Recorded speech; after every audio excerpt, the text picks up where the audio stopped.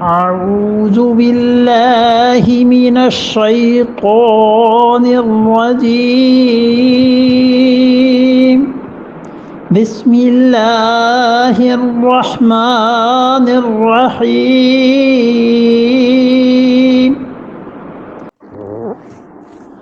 مثل عليهم نبأ بني آدم بالحق إذ قربنا قربانا فتقبل من أحدهما ولم يتقبل من الآخر قال لأقتلنك قال إنما يتقبل الله من المتقين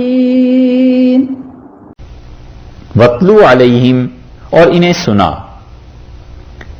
نبأ ابنَئِ آدم آدم علیہ السلام کے دو بیٹوں کا قصہ، دو بیٹوں کی بات انہیں سنا، ان کے حالات بالحق سچائی کے ساتھ، تحقیق کے ساتھ۔ اس سے معلوم ہوا کہ یہ جو تاریخ ہے نا، اللہ نے اس کے ساتھ جو حق کی قید لگا دی ہے، تو تاریخ میں بھی احتیاط واجب ہے کہ انسان صحیح بات کرے، جھوٹ نہ بولے۔ بہت سے قصے کہانیاں جو تاریخ کی ہوتی ہیں، لوگ اس میں جھوٹ بولتے ہیں اور نتیجہ یہ کہ اس جھوٹ کی وجہ سے قصہ کچھ کا کچھ ہو جاتا ہے اور تاریخ کچھ کی کچھ ہو جاتی ہے۔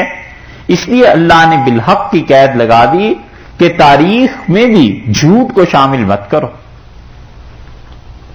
جھوٹی روایات، جھوٹے قصے، اپنے اکابر کے، اپنے بزرگوں کے ایسے بیان کرنا جس کی کوئی اصل ہی نہیں پائی جاتی اور عقل بھی تسلیم نہیں کر سکتی کہ ایسے ہو سکتا ہے کوئی، بس اس کو قصوں کو بیان کریں گے، اور جو پڑھنے والے ہوتے ہیں وہ بھی عجیب و غریب دماغ کے ہوتے ہیں، وہ بھی اس کو ویسے ہی قبول کر لیتے ہیں۔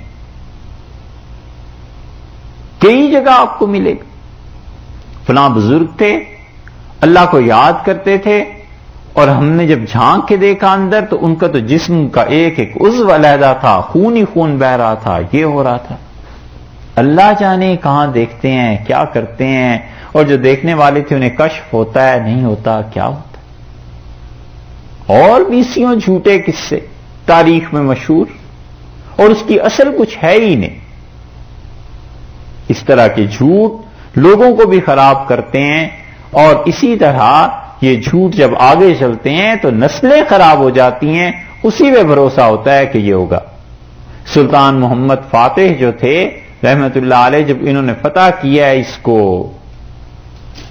استنبول، قسطنطنیہ کو، تو مسلمان فاتحین کہتے ہیں کہ جب ہم وہاں پہنچے تو سارا یہ جو آیا صوفیہ کا گرجا تھا، سارا شہر وہاں جمع تھا، اور اس کے اندر داخل ہونے کی جگہ تک نہیں تھی، اور ایک ستون سے لپٹے ہوئے تھے لوگ۔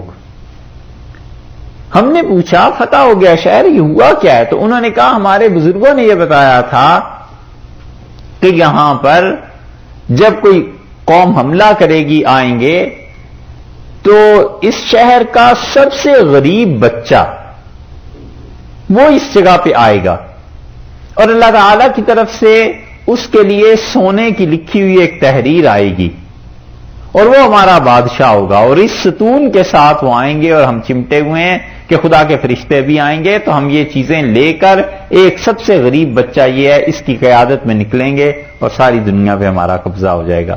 مسلمانوں نے کہا نکلو باہر، شہر فتح ہو گیا ہے، کہاں سے خدا کی مدد اب آتی ہے تمہارے پاس، اور کون اس غریب بچے کو پوچھتا ہے۔ ایسے بے شمار قصے عیسائیوں نے بنائے ہوئے تھے، اب ایسے ہی بے شمار قصے مسلمانوں نے بنائے ہوئے ہیں، سوائے ان چیزوں کے الیاذ باللہ جو کہ صحیح احادیث سے ثابت ہیں، باقی بہت سے قصے مل جائیں۔ اللہ نے یہاں پر تاریخ کی بات کی ہے اور فرمایا ہے کہ اس کے ساتھ کرنا کیا ہے، سچائی کی بات کرو، سچی بات۔ اتنا مبالغے سے کام لیں گے اپنے مشائخ کے متعلق۔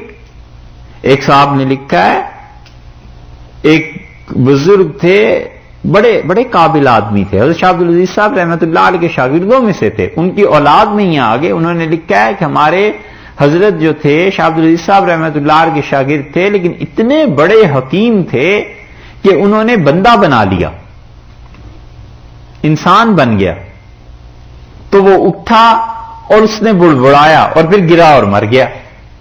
تو بس یہ کسر رہ گئی تھی کہ پتہ نہیں چلا اس کی زبان کیا تھی، مگر بندہ بنا لیا تھا.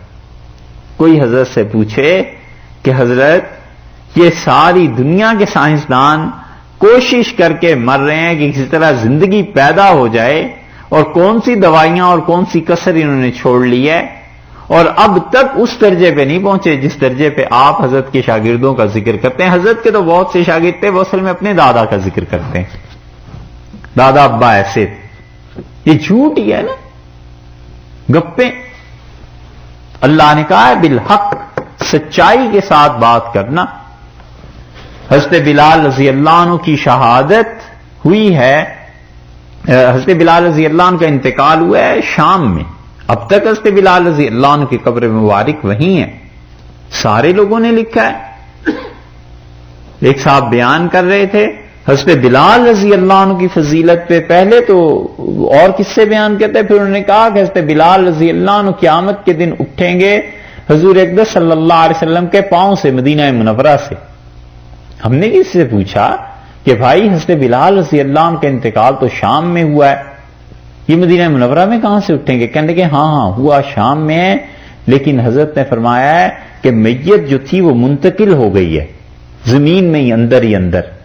تو قیامت میں جب لوگ قبروں سے نکلیں گے تو حضرت بلال رضی اللہ عنہ کی میت وہاں اندر پہنچ چکی ہے حجرہ مبارک میں، روضہ اقدس میں، تو وہ وہاں سے اٹھیں گے. کیا آدمی کہے ان قصوں کو سن کے؟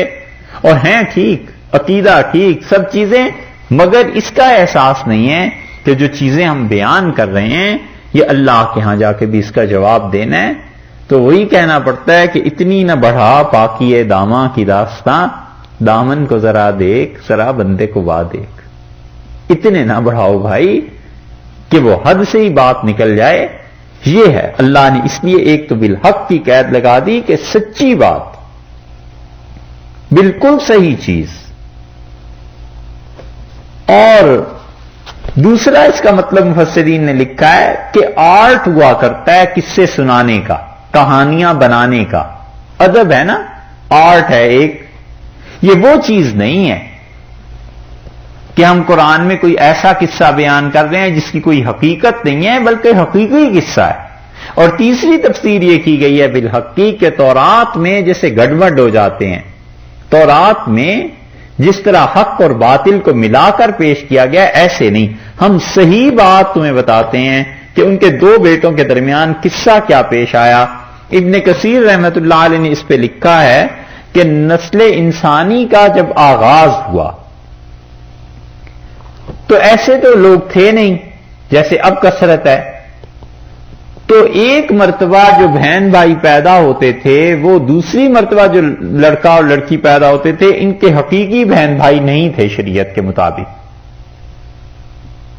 اور شریعت نے حضرت آدم علیہ الصلوۃ والسلام کی شریعت میں یہ جوڑا جو پہلے پیدا ہوا ہے، بعد والے جوڑے کے ساتھ شادی اس کی ہو جاتی تھی. تو یہ پیدا ہوئے حابیل اور قابیل، ایک جوڑا یہ اور ایک جوڑا یہ. اور جو قابیل تھا اس کے ساتھ جو لڑکی پیدا ہوئی وہ شکل و صورت کی ایسی نہیں تھی، اور حابیل کے ساتھ جو پیدا ہوئی، قابیل کے ساتھ جو پیدا ہوئی وہ خوبصورت تھی، اور حابیل کے ساتھ جو پیدا ہوئی جس کو قتل کیا گیا، یہ لڑکی کچھ اچھی شکل و صورت کی نہیں تھی، لیکن رشتہ اس کا قابیل سے ہونا تھا. اور قابیل کے ساتھ جو پیدا ہوئی تھی وہ خوبصورت تھی، اس کا رشتہ حابیل سے طے ہونا تھا. اور اس سے آدم علیہ الصلوۃ والسلام کے پاس جب یہ قصہ پہنچا تو انہوں نے کہا یہ تو شریعت کی اجازت نہیں ہے. قابیل کا اصرار یہ تھا کہ اسی سے شادی کر لے جو اس کے ساتھ پیدا ہوئی ہے. تو حضرت آدم علیہ الصلوۃ والسلام نے انکار کر دیا، اور یہ حکم ہوا کہ یہ دونوں اپنی اپنی نظر اللہ کے سامنے پیش کریں، اور جس کی نظر قبول ہو جائے اس کے بارے میں آ جائے گا حکم. امتحان ہوا دونوں کا. تو جو حابیل تھا اس نے جانور پالے ہوئے تھے، اور جو قابیل تھا اس کی وہ تھی یہ کھیتی باڑی، کسان تھا. اس نے کچھ غلہ لا کے اللہ کے حضور میں پیش کیا، اور انہوں نے اپنی قربانی کوئی جانور لا کے پیش کیا، اور اللہ تعالی نے حابیل کی قربانی اس کو قبول کر لیا، اور قابیل جو قاتل تھا اس کی قربانی رد ہو گئی. اس قصے کو اللہ نے یہاں بیان فرمایا ہے. اور اللہ تعالی نے فرمایا کہ اس قربا، جب دونوں نے قربا، ان دونوں نے کیا کیا؟ نیاز کی. قربانن، قربا قربانن، ان دونوں نے نیاز مانی اللہ کے لیے. یہ نظر اور نیاز یہی چیز ہے، اللہ کا قرب حاصل کرنے کے لیے مال کا خرچ کرنا، کسی چیز کا خرچ کرنا، اور شریعت کی اصطلاح میں قربانی دینا. یہ قربانی واجب ہے ہر اس آدمی پر جس کے پاس ضروریات زندگی سے زیادہ ایسا گھر کا سامان اور چیزیں ہوں جو نصاب کی حد تک پہنچ جاتی. زکوٰۃ سے بھی زیادہ چیز ہے. ایک تو زکوٰۃ ہے نا، وہ تو صاحب نصاب پہ ہے، اور صاحب نصاب کے علاوہ جس مرد و عورت کے پاس اتنا پیسہ ہے کہ اپنے گھر کی ضروریات کے علاوہ اس کے پاس جو سامان زیادہ ہے، اس سامان کی قیمت 52.5 تولے چاندی کے برابر ہو جاتی ہے، اس عورت پر بھی قربانی آئے گی. ہمارے ہاں یہ جو بات چل پڑی ہے کہ گھر میں بس ایک قربانی دے دے تو سب کی طرف سے ہو جائے گی، یہ بات صحیح نہیں. شرعن مسئلہ یہ ہے کہ مثلاً شوہر ہے، اس کے پاس اپنے پیسے ہیں، بیوی کے پاس اپنے پیسے ہیں، دونوں پہ زکوٰۃ آتی ہے، یا خاتون کے پاس 20 30 40 جوڑے رکھے ہوئے ہیں کپڑوں کے، اور وہ کپڑے اگر بیچے جائیں تو اس پیسے سے 52.5 تولے چاندی آ سکتی ہے. تو اس عورت پر بھی قربانی واجب ہے اور اس مرد پر بھی قربانی واجب ہے، دونوں کریں گے. اور دونوں کی اولاد ہے، اور اولاد اگر تو ہے نابالغ پھر تو اس پہ کوئی قربانی نہیں، چاہے وہ پیسے ہوں ان کے بینک میں بھی پڑے ہوئے ہوں تو بھی. اور اگر وہ بالغ اولاد ہے اور بچے لڑکا لڑکی وہ کھاتے پیتے ہیں، ان کے پاس اتنی رقم ہے جس کی وجہ سے زکوٰۃ کے مستحق ہوئے یا پھر اس سے بھی زیادہ ہے، وہ مال جو گھر میں ان کے پڑا ہوا ہے، ضروریات زندگی میں سے نہیں ہے، کپڑے ہیں، زیورات ہیں اور چیزیں ہیں، اس کی وجہ سے اس لڑکے اور لڑکی پر بھی قربانی واجب ہو جائے گی. تو اس لیے حتیٰ کہ عورت کا حق مہر اس نے شوہر سے یہ طے کیا ہوا ہے کہ جب چاہیں گی وہ لے لیں گی، اور وہ حق مہر اتنا ہے کہ اور ضروریات زندگی کے علاوہ یہ پیسے ان کے فالتو ہیں اور اس حق مہر کی رقم سے قربانی ہو سکتی ہے، تو واجب ہے کہ حق مہر اپنے شوہر سے لے اور قربانی کرے. یہ واجب ہے، ضروری ہے. اور لوگ اس مسئلے میں بڑی کوتاہی کرتے ہیں کہ ایک بس قربانی کر لی سب کی طرف سے کافی ہو گئی. یہ بات نہیں، بیوی کی طرف سے الگ ہے، شوہر کی طرف سے الگ ہے. یہ قربانی کے مسائل ہیں. ان مسائل کو ایک جگہ وہ آ گئے ہیں ریکارڈنگ میں بھی، وہاں بھی سنے جا سکتے ہیں، یہ اس میں ڈال دیں. اس قربا قربانن، دونوں نے کیا کیا؟ نیاز مانی اللہ کے لیے. جساس رازی رحمت اللہ علیہ نے بڑی اچھی تشریح میں اس کے ایک جملہ لکھا ہے. وہ کہتے ہیں کہ ہر وہ چیز نیکی کے اعمال میں سے جسے اللہ کے لیے مانا جائے، اس کا قرب حاصل کرنے کے لیے کہ اللہ کے قریب ہو جاؤں، وہ اللہ کی نیاز ہے. فتقبل من احدہما، اور ان دونوں میں سے قبول ہوئی ایک سے.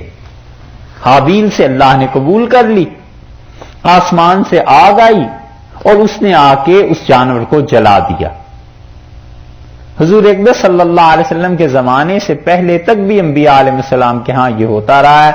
آسمان سے آگ آتی تھی، مال غنیمت جہاد کیا مثلا کہیں بھی تو جہاد قبول ہوا یا نہیں ہوا، غنیمت کا مال رکھتے تھے، آسمان سے آگ آتی تھی جلا دیتی تھی.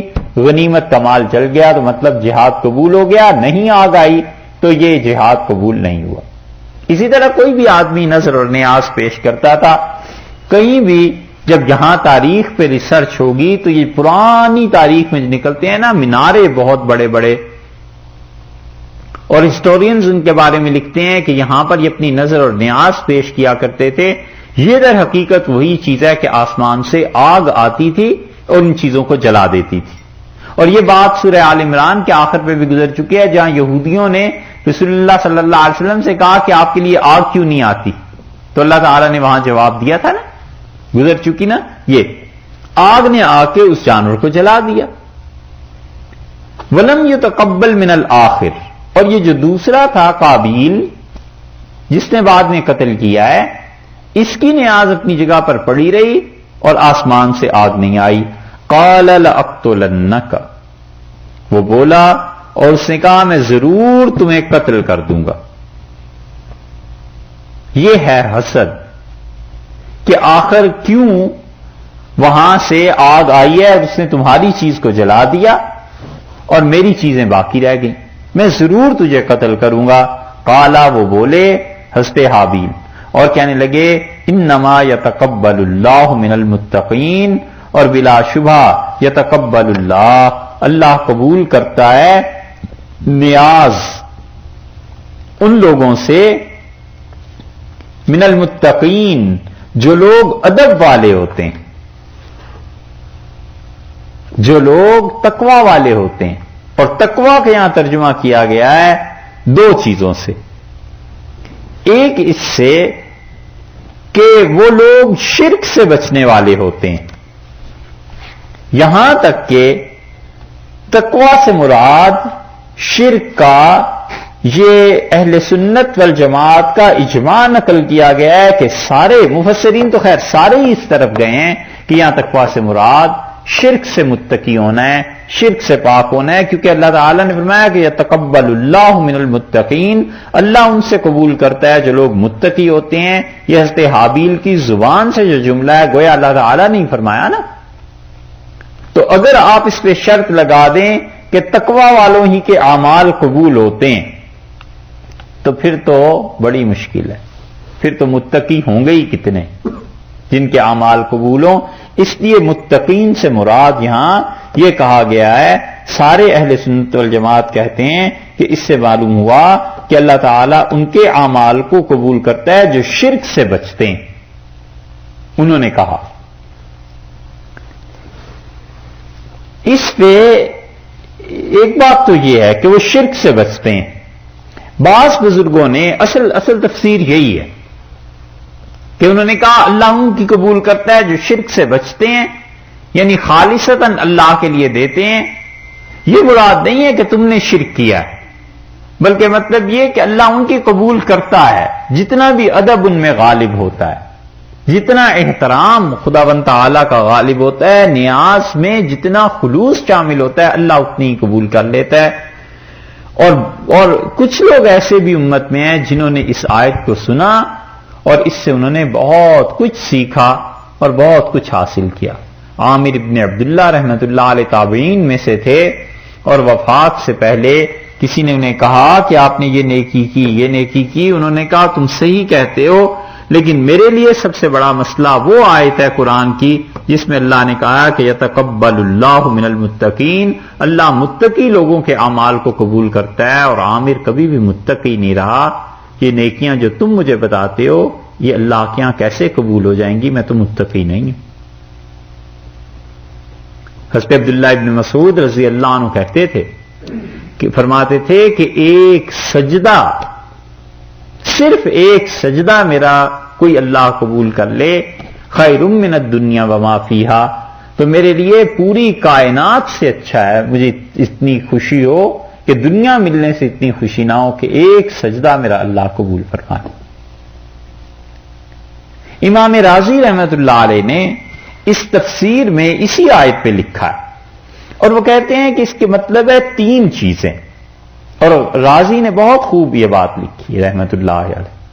وہ کہتے ہیں ایک تو شدید اطاعت کے ساتھ شدید استحضار ہو اس چیز کا، اللہ کا یہ خوف شدید ہو کہ پتہ نہیں قبول بھی ہوتی ہے یا نہیں ہوتی. یہ رہنا چاہیے ذہن میں کہ معلوم نہیں اللہ اسے قبول بھی کرتا ہے یا نہیں کرتا. یہ ہے غایت خشیت کا استحضار کہ اللہ کے ہاں کیا بنے گا، نیکی پتہ نہیں اس کو پسند بھی آئی ہے یا نہیں آئی ہے، اپنی طرف سے تو کوشش کر لی، اللہ کے ہاں کیا بنے گا. اور یہ جذبہ اور یہ فکر ساری نیکیوں کی محافظ، بس کرتا رہے اپنی طرف سے، اور خوف بھی رہے کہ یہ قبول نہ ہوئی تو کیا ہوگا، اپنے پاس سے تو کچھ بھیجا ہی ہے، مگر ادھر سے کیا جواب آتا ہے یہ تو موت کے بعد یہ پتہ چلے گا. دوسری چیز وہ کہتے ہیں کہ نیاز، نظر، اس سے مقصود اللہ کی رضا کے، اللہ کی خوشی کے کوئی چیز نہ ہو کہ اللہ مجھ سے خوش رہے.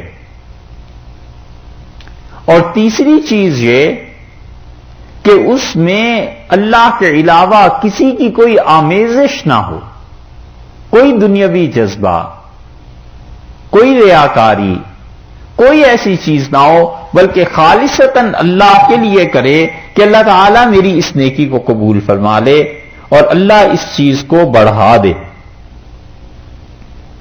یہ ہے چیز کہ انسان نیکی کر کے ڈرتا رہے کہ کہیں ایسے نہ ہو کہ رد ہو جائے، کہیں ایسے نہ ہو کہ قبول نہ ہو. تو اس لیے انہوں نے کہا کہ یتقبل اللہ من المتقین، اللہ ان کی قبول کرتا ہے جو لوگ ادب والے ہیں،